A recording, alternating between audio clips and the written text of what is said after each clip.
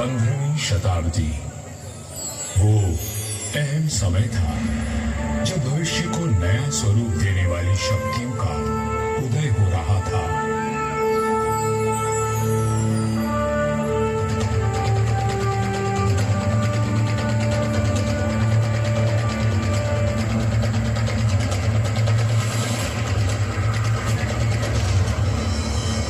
लोधी राजवंश ने दिल्ली की गद्दी संभाली। मध्य एशिया में बाबर का जन्म हुआ और राठौड़ कुल गौरव राव जोधा जी ने मेहरानगढ़ दुर्ग की नींव डालकर जोधपुर नगर की स्थापना की। 1459 ईस्वी में बना मेहरानगढ़ उत्तर भारत की राजनीतिक सरगर्मियों का साक्षी भी रहा और केंद्र भी। जोधपुर के आकाश में राठौर राजवंश का तेजवान सूर्य दमका, जिसका उदय मंडोर में हुआ था। मेहरानगढ़ की उत्तर पश्चिम दिशा में करीब 9 किलोमीटर का फासला तय करेंगे तो मैं अपने बचे हुए अवशेषों के साथ आपका स्वागत करूंगा। मैं किला हूं मंडोर का। मैं इतना प्राचीन हूं कि मुझे किसने बनवाया, कब बनवाया, ये किसी को भी याद नहीं। मंडोर की भूमि से आज भी अतीत के सिक्के, मंदिर के अवशेष, तोरण द्वार, स्तंभ और उत्कृष्ट मूर्तियां प्राप्त होती रहती हैं। मंडोर संग्रहालय में प्राचीन भारत के सभी प्रतीकों को सहेज कर रखा गया है, ठीक वैसे ही जैसे मैंने अपने जीर्ण अवशेषों में अनेकों गाथाएं संभाल रखी हैं। अरावली की पहाड़ियों से घिरा मंडोर नगर मांडव्य ऋषि की तपोभूमि था और इसका प्राचीन नाम मांडव्यपुर था। महाभारत काल में यहाँ नागवंशियों ने राज किया और फिर गुप्त वंश ने इसे अपने बाहुबल से जीता। चौथी व छठी शताब्दी में हूणों का आगमन हुआ तथा परमारों ने इनके वैभव को बढ़ाया। मारवाड़ का विस्तार सबसे अधिक परमारों की समयावधि में हुआ और उस समय मारवाड़ को नवकोटि मारवाड़ भी कहा जाता था। तो 7वीं शताब्दी में प्रतिहारों ने यहाँ अपना साम्राज्य स्थापित किया और यहाँ के वैभव को बढ़ाया। मेरे साथ चलिए उस बीते हुए काल में जब यहाँ तलवारें खड़कती थी, रणभेरी और नगाड़े कंपायमान होते थे, वीर हुंकार भरते थे और रणबांकुरों के जय घोष से आकाश गूंज उठता था। सन 1394 ईस्वी परिहारों की शक्ति अस्त हो रही थी। गुजरात के सूबेदार जफर खान ने दिल्ली की कमजोर सल्तनत के चलते मंडौर और नागौर को अपने कब्जे में ले लिया था। अब मेरी चार दीवारी में परिहार नहीं, तुर्क आ बसे थे। जफर खान का हाकिम ऐबक खान मंडौर दुर्ग का किलेदार था, जो आए दिन अपनी क्रूरता का प्रदर्शन करता रहता था। पीड़ित किसान मंडौर के इंदा परिहार के प्रधान वीर राव हेमा गहलोत के पास मदद के लिए पहुंचे। राव हेमा जी, ये तुर्क हमसे मनमाना लगान वसूल करते हैं। आए दिन हमारी गायों को चुरा कर ले जाते हैं और अब अपने घोड़ों के लिए घास से लदी गाड़ियां मांग रहे हैं। हम तो बर्बाद हो जाएंगे। अपनी शक्ति पर इतना अभिमान कि उसे 3 किसानों पर आजमा रहा है। भैरों जी की सौगंध, जुल्म करने के लिए अब ऐबक खान जिंदा नहीं बचेगा।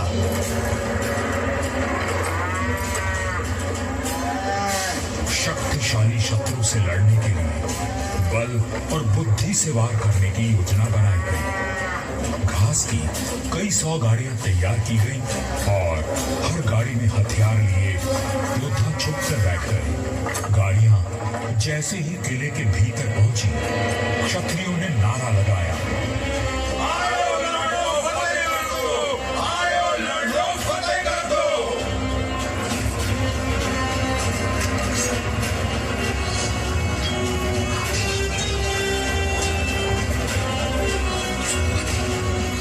इस अचानक हुए प्रहार से तुर्कों को संभलने का अवसर भी न मिला। वीर हेमा गहलोत, समर शूर राव चुंडा राठौड़ और मारवाड़ के वीरों की प्रतापी तलवारें लहराई तो शत्रुओं के सिरों के ढेर लग गए।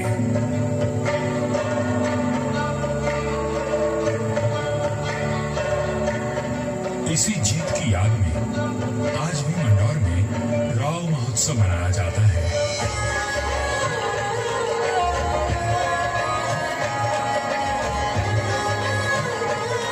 हर वर्ष होली के दूसरे दिन निर्भीक, साहसी हेमा गहलोत और सभी वीरों को याद किया जाता है और बाबा भैरवनाथ जी की पूजा की जाती है, जिनके आशीर्वाद से वीर विजय हुए थे। मंदौर विजय के बाद भी इंदा परिहार का मन अशांत था, क्योंकि ये नगर शत्रुओं से घिरा हुआ था। तब उन्होंने शक्तिशाली राठौड़ वंश को राज सौंपने का निश्चय किया। इंदा के मुखिया राय धवल ने अपनी पुत्री का विवाह राव चुंडा से करवाया और दहेज में मंदौर का दुर्ग दे दिया गया। राव हेमा गहलोत ने राव चुंडा का राज तिलक किया और भाटों ने मंगल गान गाया।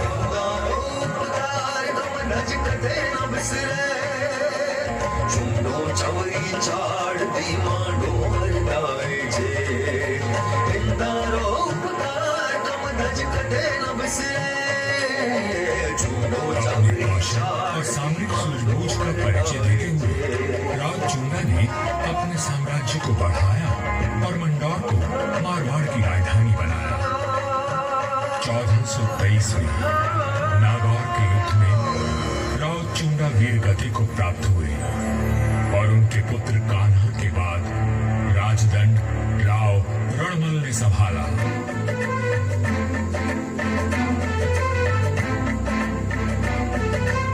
मारवाड़ और मेवाड़ में घनिष्ठ संबंध थे, परंतु मेवाड़ नरेश राणा कुंभा के कान भरने लगे।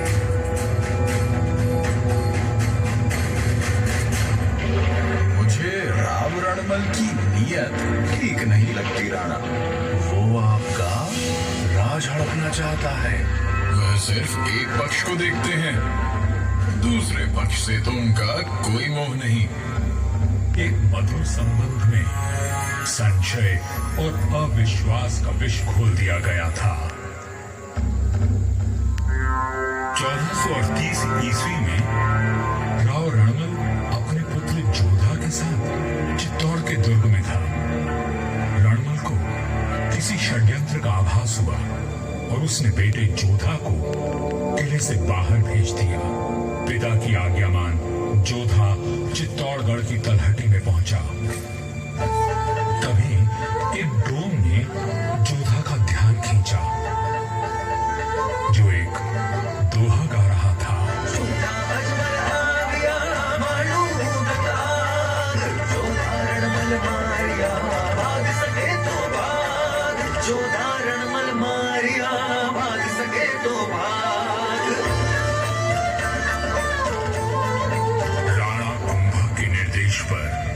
चुंडा ने राव रणमल की हत्या कर दी थी। पिता की हत्या का प्रतिशोध लेने की प्रतिज्ञा लेकर युवा जोधा मारवाड़ की ओर बढ़ चला, परंतु चुंडा उसका पीछा करता रहा। वह राणा कुंभा का ताऊ था और मारवाड़ का पुराना बैन। काल बनकर मेवाड़ की विशाल सेना जोधा के पीछे पड़ी थी और वीरों का वंशज अपने 700 स्वामी भक्त लड़ाकों के साथ उनसे जूझ रहा था।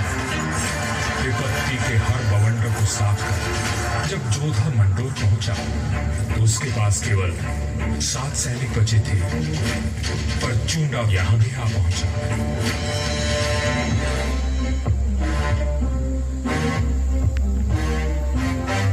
चूंडा बोला, मंडोर किले का कोना कोना छान मारो। रणमल ने मेरे भाई राघव देव को मरवाया था, मैं उसके वंश का नाश कर दूंगा। हुजूर, जोधा जांगलू प्रदेश की ओर भाग गया है, आप कहें तो उसका पीछा करें। रहने दो, वहां रेतीले टीलों में भटक कर वो खुद ही मर जाएगा। तुम राणा कुंभा के पास संदेश भिजवाओ, मंडोर पर अब हमारा राज है। पिता की निर्मम हत्या की पीड़ा और राज खो देने का अपमान लिए जोधा भटक रहा था। हर ओर शत्रु घात लगाए बैठे थे, पर जुझारू जोधा ने आस और विश्वास नहीं खोया। 15 वर्षों तक संघर्ष और अथक प्रयास करने के बाद जोधा ने दुर्भाग्य को जीत लिया। चूंडा की मृत्यु हो चुकी थी और मंडोर को राज जोधा ने फिर से जीत लिया था। समय बदल रहा था और देश पर विदेशी आक्रमणकारियों का संकट घिर आया था। ऐसे में एक दूसरे से लड़ने के बजाय मारवाड़ और मेवाड़ ने संधि कर ली।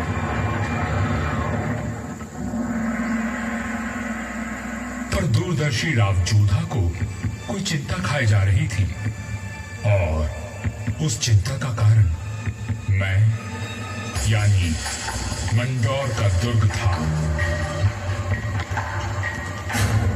किस सोच में डूबे हैं राव जी? अपने आसपास देखो, क्या दिखता है? आकाश, जंगल, पहाड़ियां। ये पहाड़ियां ही मेरी चिंता है।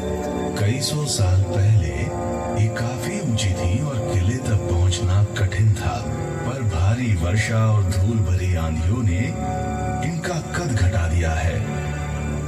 राव जोधा की बात पीड़ादायक परंतु सत्य थी।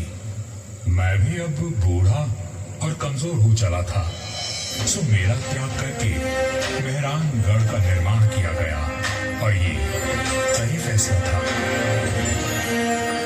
भारत में जब मुगलों का आगमन हुआ तो राठौड़ राजवंश ने उनसे सीधी टक्कर ली और हार माने बिना संघर्ष करते रहे। इस सब में मेहरानगढ़ ने प्रमुख भूमिका निभाई। जोधपुर का इतिहास प्रेरणादायक वीर गाथाओं से भरा हुआ है। त्याग और देशभक्ति के कीर्तिमान स्थापित करके इतिहास में अमर हो जाने वाले वीरों ने जोधपुर का सर सदा ऊंचा रखा है।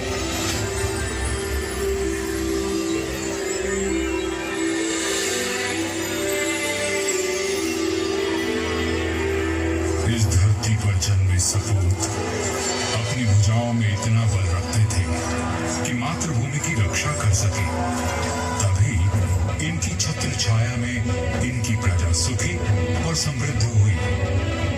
पर यह बात कम ही लोग जानते हैं कि फौलादी सीनों में कोमल भावनाओं का भी वास था। राजधर्म का पालन करने वाले तलवार के धनी इन रणधीरों के मन में नवसृजन और कला के प्रति प्रेम भी बसता था, जिसका प्रमाण आज भी उपस्थित है और इस धरती का सौंदर्य बढ़ाता है। महाराजा अजीत सिंह जी को उनकी सृजनात्मक ऊर्जा और निर्माणों के लिए याद किया जाता है। उन्होंने देवी देवताओं की साल, अजीत पोल, मय पोल और एक खंबा महल बनवाया एवं भेरू बावड़ी और भेरू मंदिर का जीर्णोद्धार करवाया। उन्होंने अपने पिता महाराजा जसवंत सिंह जी के भव्य देवल का निर्माण भी करवाया, जिसके विशाल स्तंभों एवं गर्भगृह का अलंकरण दर्शनीय है। सभा मंडल का दृश्य पौराणिक आख्यानों का स्पष्ट दर्शन देता है। प्रस्तरों पर उत्कीर्ण भाव भंगिमाएं शिल्पकला का श्रेष्ठ उदाहरण है। महाराजा जसवंत सिंह जी द्वितीय ने मंडौर को दर्शनीय बनाने पर विशेष ध्यान दिया। उन्होंने उन्होंने मंडोर बाग में 100 से अधिक प्रजाति के वृक्ष लगवाए जो उद्यान की अहमियत को और अधिक सुंदरता प्रदान करते हैं।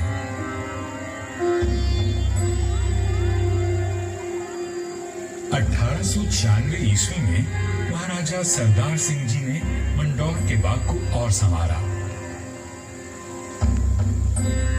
महाराजा उम्मेद सिंह जी के समय 1923 और 1947 के बीच मंडोर उद्यान को आधुनिक रूप देने हेतु कई कार्य करवाए गए, जैसे नागादरी नहर का जीर्णोद्धार, देवलों व महलों के पास सुंदर बाग विकसित किए गए। इसके साथ ही 4 दीवारी व दोनों मुख्य द्वारों का निर्माण हुआ। मारवाड़ नरेश राव गंगा राठौर जी ने कहा था, नाम तो भीतरा या भीतरा सूर्य। युगों तक मनुष्य की ख्याति या तो साहित्य सृजन से अथवा बड़े बड़े निर्माण कार्यों से रहती है। राठौड़ राजवंश अपने पराक्रम और निर्माण के लिए अमर रहेगा। मंडौर में स्थित थड़ों एवं देवलों पर बनी अद्भुत मूर्तियां शिल्पकला की नायाब मिसाल है। मारवाड़ के सर्वाधिक शक्तिशाली नरेश राव मालदेव जी से लेकर महाराजा अजीत सिंह जी के देवल आज भी सुंदर नक्काशी एवं बेजोड़ वास्तुकला की छाप छोड़ते हैं।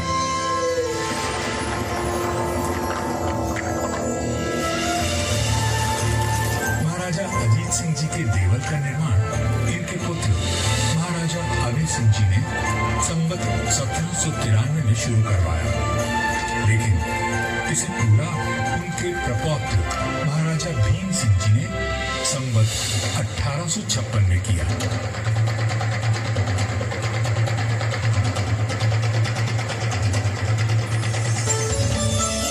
यह राजस्थान के समस्त देवलों में न केवल भव्यतम है, बल्कि अपनी कलात्मकता को सहेजे तत्कालीन शिल्पकला का विलक्षण उदाहरण है। 4 भव्य द्वारों एवं 4 सभा मंडपों से सज्जित यह देवल शैव धर्म की महत्ता को दर्शाता है।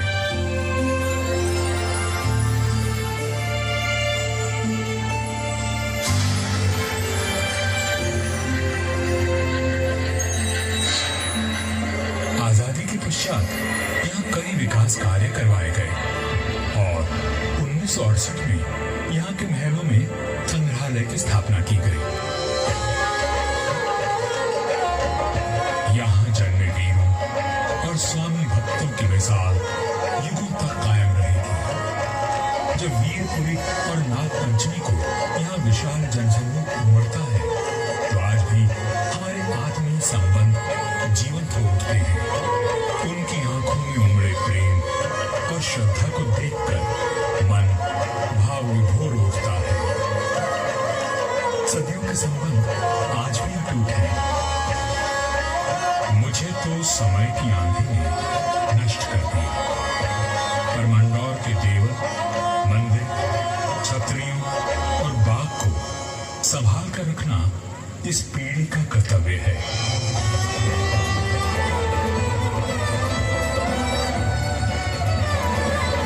मंडौर दुर्ग है साक्षी, करता गौरव गान, कैसे कैसे वीर हुए थी कैसी उनकी शान।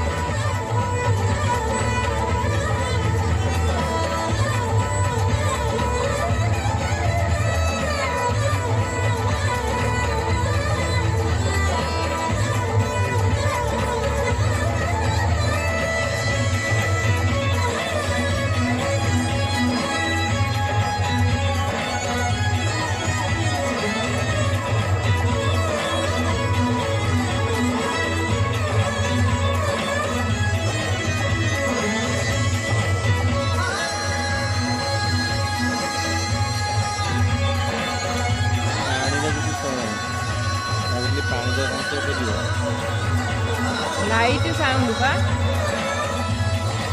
वाटतं नाही